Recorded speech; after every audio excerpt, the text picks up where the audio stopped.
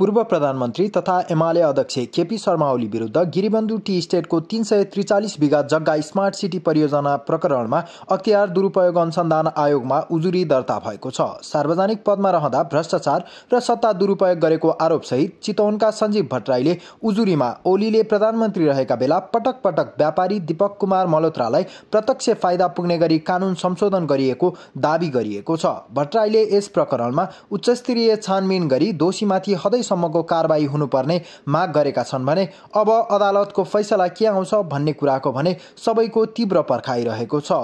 पूर्व प्रधानमन्त्री तथा एमाले अध्यक्ष केपी शर्मा ओली विरुद्ध गिरिबन्धु टी इस्टेटको 343 बिघा जग्गा स्मार्ट सिटी परियोजना प्रकरणमा अख्तियार दुरुपयोग अनुसन्धान आयोगमा उजुरी दर्ता भएको छ। सार्वजनिक पदमा रहँदा भ्रष्टाचार र सत्ता दुरुपयोग गरेको आरोपसहित चितवनका सञ्जीव भट्टराईले उजुरीमा ओलीले प्रधानमन्त्री रहेका बेला पटक पटक व्यापारी दीपक कुमार मल्होत्रालाई प्रत्यक्ष फाइदा पुग्ने गरी कानून संशोधन गरिएको दावी गरिएको छ। भट्टराईले यस प्रकरणमा उच्चस्तरीय छानबिन गरी दोषीमाथि सम्मको कारबाही हुनुपर्ने माग गरेका छन् भने अब अदालतको फैसला के आउँछ भन्ने कुराको भने सबैको तीव्र पर्खाइरहेको छ।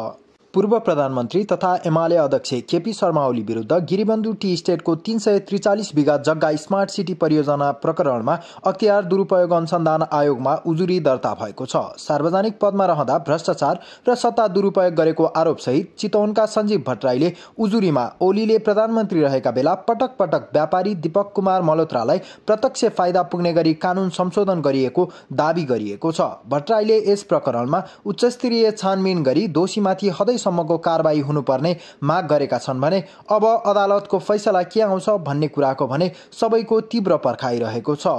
पूर्व प्रधानमन्त्री तथा एमाले अध्यक्ष केपी शर्मा ओली विरुद्ध गिरिबन्धु टी इस्टेटको 343 बिघा जग्गा स्मार्ट सिटी परियोजना प्रकरणमा अख्तियार दुरुपयोग अनुसन्धान आयोगमा उजुरी दर्ता भएको छ। सार्वजनिक पदमा रहँदा भ्रष्टाचार र सत्ता दुरुपयोग गरेको आरोपसहित चितवनका सञ्जीव भट्टराईले उजुरीमा ओलीले प्रधानमन्त्री रहेका बेला पटक पटक व्यापारी दीपक कुमार मल्होत्रालाई प्रत्यक्ष फाइदा पुग्ने गरी कानून संशोधन गरिएको दावी गरिएको छ। भट्टराईले यस प्रकरणमा उच्चस्तरीय छानबिन गरी दोषीमाथि सम्मको कारबाही हुनुपर्ने माग गरेका छन् भने अब अदालतको फैसला के आउँछ भन्ने कुराको भने सबैको तीव्र पर्खाइरहेको छ। पूर्व प्रधानमन्त्री तथा एमाले अध्यक्ष केपी शर्मा ओली विरुद्ध गिरिबन्धु टी इस्टेटको 343 बिघा जग्गा स्मार्ट सिटी परियोजना प्रकरणमा अख्तियार दुरुपयोग अनुसन्धान आयोगमा उजुरी दर्ता भएको छ। सार्वजनिक पदमा रहँदा भ्रष्टाचार र सत्ता दुरुपयोग गरेको आरोपसहित चितवनका सञ्जीव भट्टराईले उजुरीमा ओलीले प्रधानमन्त्री रहेका बेला पटक पटक व्यापारी दीपक कुमार मल्होत्रालाई प्रत्यक्ष फाइदा पुग्ने गरी कानून संशोधन गरिएको दावी गरिएको छ। भट्टराईले यस प्रकरणमा उच्चस्तरीय छानबिन गरी दोषीमाथि सम्मको कारबाही हुनुपर्ने माग गरेका छन् भने अब अदालतको फैसला के आउँछ भन्ने कुराको भने सबैको तीव्र पर्खाइरहेको छ।